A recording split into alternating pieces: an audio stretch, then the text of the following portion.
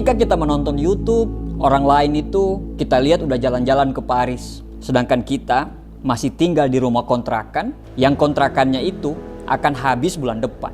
Orang lain udah beli mobil listrik, sedangkan token listrik di rumah kita bunyi terus minta diisi. Orang lain pamer saldo miliaran di rekeningnya, sedangkan kita sampai saat ini itu masih dikejar-kejar rentenir dan pinjaman-pinjaman online. Ya, kita pengen seperti mereka. Dan kita berkata, Tuhan, bisakah kau turunkan uang untuk saya? Saya ingin sukses, saya bosan miskin, saya ingin membanggakan kedua orang tua saya ingin membanggakan anak-anak saya tidak mau jadi sampah di negeri ini. Saya ingin itu, saya ingin ini.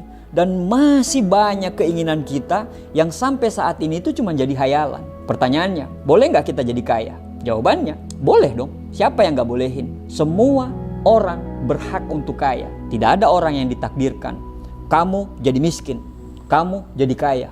Nggak ada kok. Memang betul, lahir dengan kondisi miskin itu bukan salah kita. Tapi mati dalam kondisi miskin itu mutlak salah kita. Tapi bagaimana caranya? Apa rahasianya? Rahasianya adalah mulai perbaiki dari dalam dirimu sendiri dulu. Intinya, jadilah orang yang tepat. Jadilah orang yang siap secara jasmani. Jadilah orang yang siap secara rohani. Jadilah orang yang mau terus belajar, mau terus berusaha. Dan jadilah seorang hamba yang selalu mentaati perintahnya dan menjauhi segala larangannya. Karena keberuntungan itu adalah bertemunya antara kesempatan dan kesiapan. Jadi kita persiapkan diri kita dulu. Jadi pada saat kesempatan itu datang, kita sudah siap. Kata kuncinya adalah diri sendiri kita dulu yang harus kita rubah. Bagaimana kita mau sukses kalau sholat saja kita tidak pernah? Bagaimana kita mau sukses kalau hubungan dengan orang tua kita tidak pernah akur?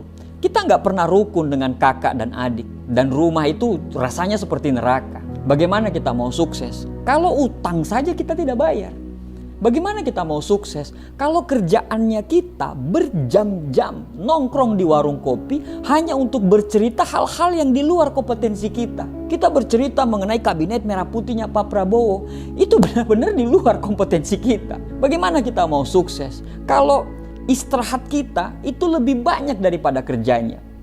Buya Hamka pernah menulis, salah satu pengkerdilan terkejam dalam hidup ini adalah membiarkan pikiran yang cemerlang menjadi budak bagi tubuh yang malas yang selalu mendahulukan istirahat sebelum lelah.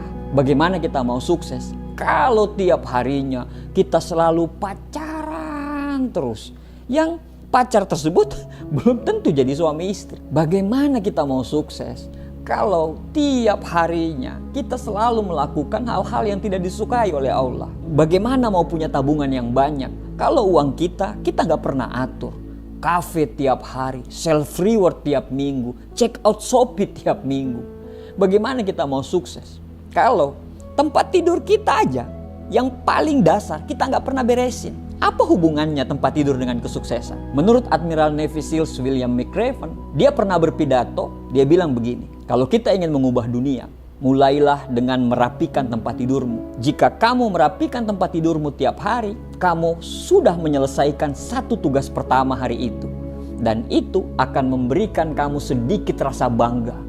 Dan itu akan memotivasimu untuk melakukan tugas-tugas berikutnya. Dan di penghujung hari, satu tugas terselesaikan akan menjadi banyak tugas yang terselesaikan. Merapikan tempat tidur bukan hanya mempertegas fakta bahwa hal kecil itu bisa sangatlah berarti. Jika kamu tidak dapat melakukan hal kecil dengan benar, kamu tidak akan melakukan hal besar dengan benar. Dan kebetulan jika kamu punya hari yang buruk, kamu akan pulang ke rumah tapi tempat tidurmu sudah rapi. Yang tadi pagi kamu sendiri rapikan. Dan tempat tidur yang rapi itu memberikan pengingat kepada kamu bahwa hari esok jauh akan lebih baik. Rezeki itu ibarat helikopter. Dia akan mendarat di benar-benar tempat yang aman untuk mendarat. Semuanya bersih dulu, baru dia bisa mendarat. Sama, rezeki itu bisa mendarat bila hati kita sudah bersih dulu. Diri kita sudah bersih dulu. Pikiran kita sudah bersih dulu dari hal-hal negatif. Tangan kita itu bersih dulu dari hal-hal yang kotor. Kaki kita bersih dulu dari langkah-langkah kaki ke tempat yang tidak semestinya. Telinga kita bersih dulu dari omongan-omongan orang yang hanya membuat kita jadi terjatuh. mulut kita itu bersih dulu dari perkataan yang tidak pantas. Otak kita itu bersih dulu dari pikiran-pikiran yang merusak. Dan hati juga harus bersih. Ketika semuanya bersih, kita bisa menerima masukan-masukan yang mendorong kita untuk terus berkembang. Sederhananya begini, bayar hutangmu, jangan sampai punya hutang, jujur, jaga amanah, perlakukan orang tuamu seperti raja, jaga martabat suami atau istrimu, sayangi anak-anakmu, dan juga sayangi sekitarmu. Artinya, bagusin dirimu sendiri dulu supaya rezeki itu bisa mendarat dalam hidup kita. Apa yang dikasih ke kita itu semua titipan.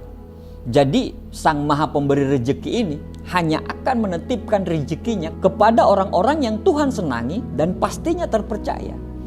Nah, setelah kita melakukan semua yang Allah suka, yang harus kita lakukan berikutnya adalah sabar dan pahami konsep rezekinya. Rezeki itu tidak selalu berbicara masalah uang. Rezeki itu tidak selalu berbicara masalah materi. Rezeki itu luas. Rezeki itu bisa berupa kesehatan. Rezeki itu bisa berupa anak yang soleh. Rezeki itu bisa berupa pasangan yang menjaga martabat keluarga. Rezeki itu macam-macam. Bahkan tetangga yang baik itu adalah rezeki. Rezeki itu belum tentu dimiliki orang yang banyak uang loh. Bisa jadi gajinya 100 juta, tapi utangnya 150 juta. Coba bandingkan dengan orang yang punya penghasilan 5 juta, tapi pengeluarannya cuma 2 juta per bulan. Siapa yang lebih kaya? Jadi, jangan semua diukur dengan uang. Kalau semua diukur dengan uang, gak akan ada habisnya dan gak akan ada puasnya. Ada juga nih, orang yang uangnya tidak berseri. Dia bisa beli makanan apa saja yang dia mau. Tapi, tidak semua makanan yang bisa dia makan. Dia bisa beli makanan yang dia mau. Tapi mau makan ini asam urat, mau makan itu diabetes, mau makan ini kolesterol, dan sebagainya. Bandingkan dengan orang yang bekerja sebagai kuli bangunan. Tapi tiap jam makan, jam istirahat, dia bisa makan makanan apapun dengan lahapnya tanpa pantangan. Kekayaan itu hanya titipan Allah. Mobil, rumah, dan semuanya itu hanya titipan. Tuhan bisa kasih semuanya, tapi Tuhan bisa mengambil semuanya karena semuanya itu adalah hak dari Tuhan.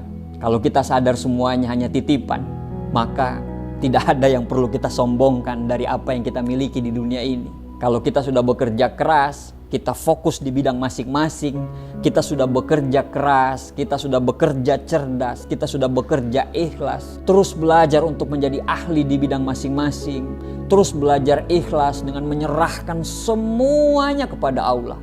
Insya Allah, waktu kita itu akan segera datang. Dan waktu yang tepat akan datang kepada orang yang tepat.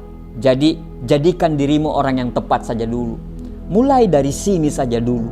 Insya Allah, 1 tahun yang akan datang, hidupmu insya Allah akan berubah.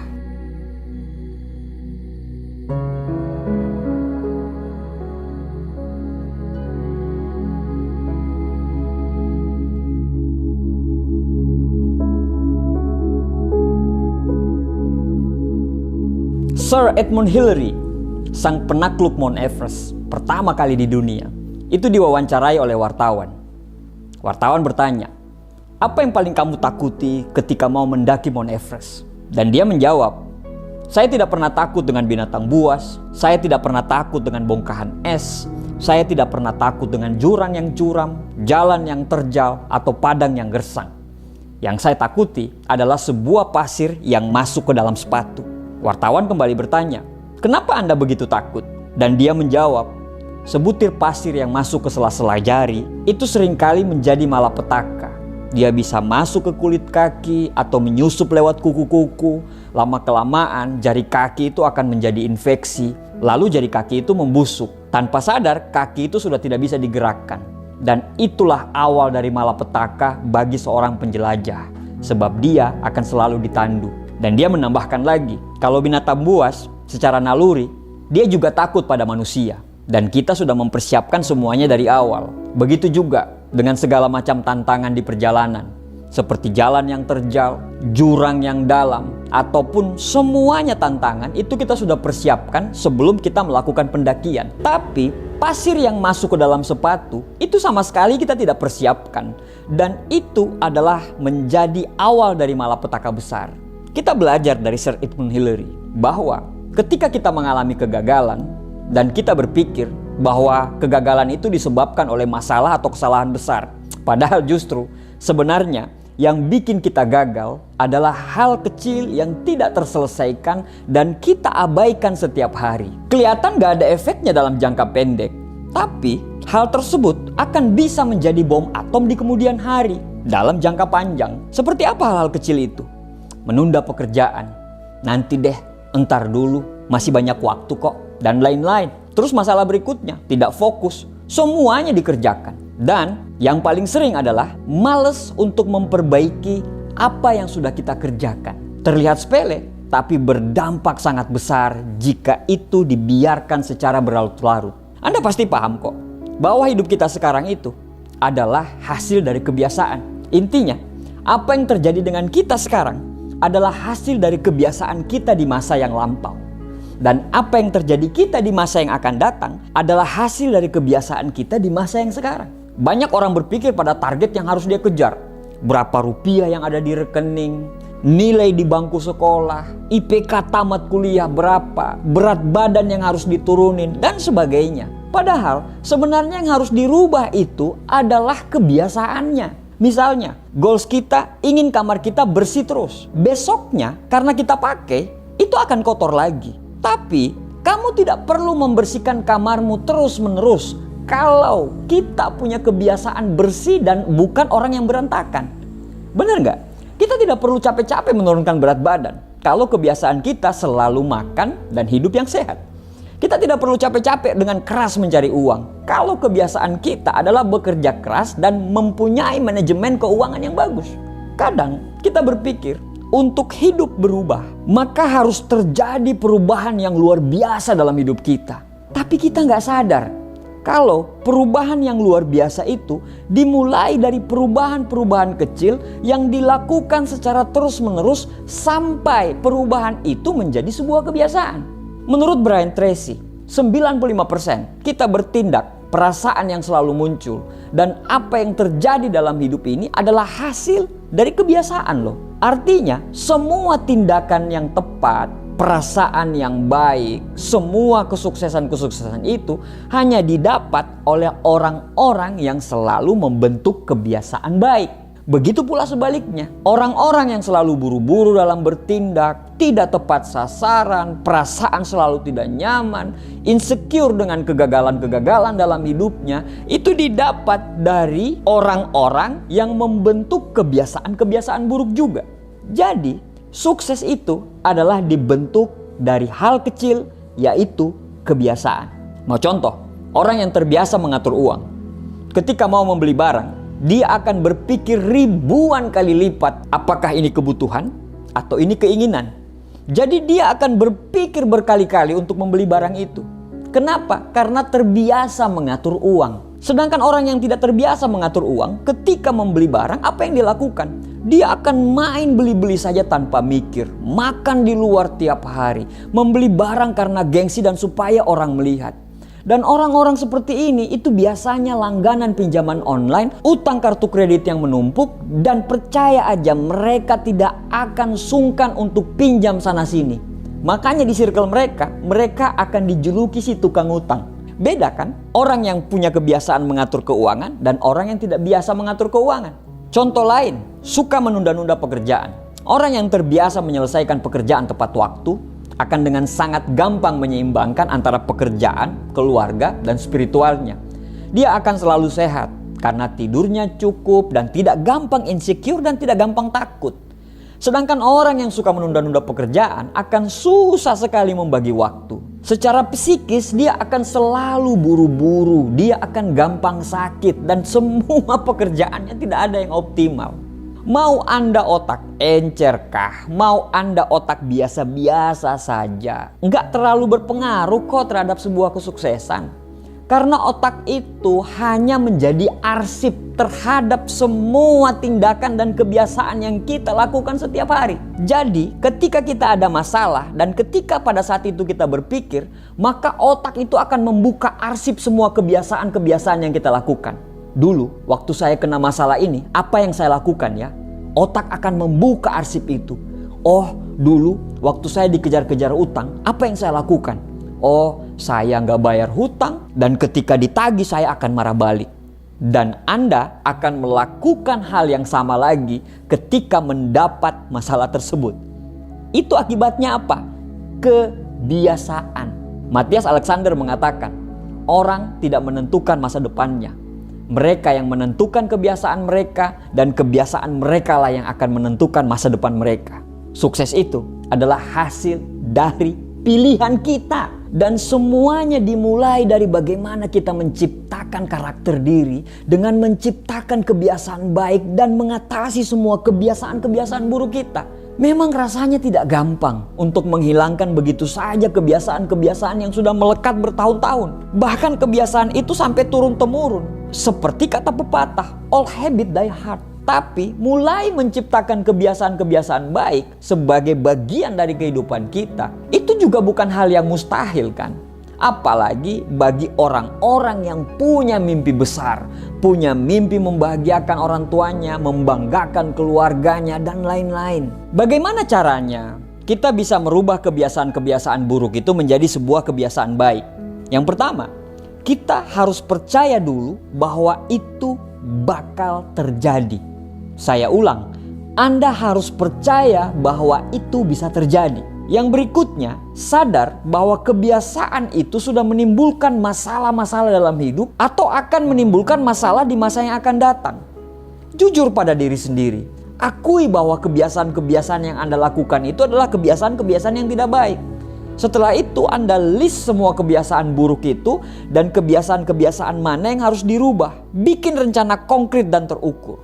Misalnya, jika orang itu memiliki kebiasaan belanja yang tidak terkendali, mereka dapat membuat anggaran bulanan atau bisa menetapkan batasan-batasan mereka sendiri mana yang harus dibeli dan mana yang tidak dibeli. Setelah Anda lakukan dua itu, yang Anda lakukan berikutnya adalah mencari dukungan orang-orang sekitar.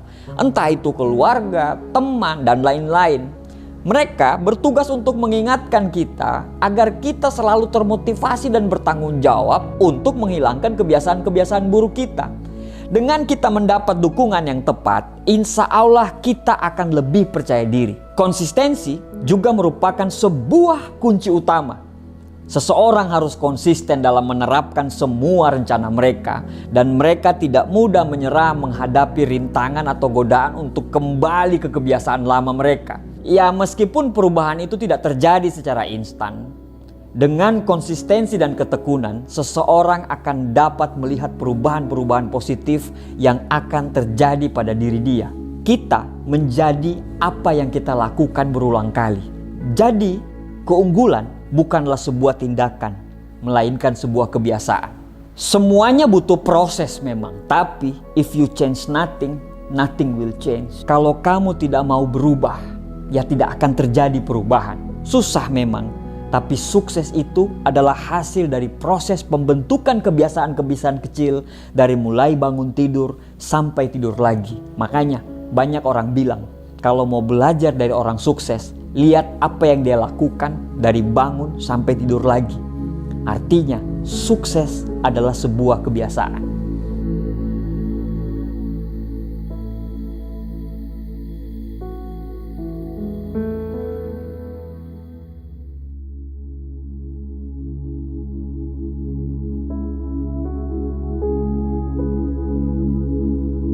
Banyak sekali di antara kita, sampai detik ini, itu tidak pernah sadar bahwa kegagalan kita itu disebabkan karena diri kita sendiri. Tanpa kita sadari, dalam kehidupan kita sering menuduh orang lain, berbuat tidak benar. Kita selalu mengkambing hitamkan orang dalam setiap kegagalan kita. Karyawan saya sih nggak becus, makanya perusahaan saya bangkrut. Bos saya sih semena-mena, makanya saya dipecat. Saya di tempat yang tidak semestinya, saya di tempat yang toksik. Tim saya tidak ada yang pinter, makanya tim kita itu nggak ada yang berhasil. Tim saya nggak ada yang pinter satupun. Dia pakai orang dalam makanya sukses. Ya, keluarganya mampu, jadi wajarlah dia bisa sukses. Jadi ada sebuah cerita nih. Seorang anak itu ditugaskan oleh ibunya untuk membersihkan kandang ayam. Pada saat dia membersihkan kotoran ayam, tanpa sengaja kotoran itu nyangkut di hidungnya, ya, kececer di hidungnya. Dia merasakan aroma tidak sedap. Tapi karena dia berada di kandang ayam, akhirnya dia berpikir, wah itu bau kandang ayam lah. Nah setelah dia habis membersihkan kandang ayam, itu dia bergegas untuk pergi ke rumah temannya. Nah di rumah temannya, dia mencium aroma yang sama, aroma yang tidak sedap. Dalam hati dia berkata, ih jorok sekali nih teman saya ini.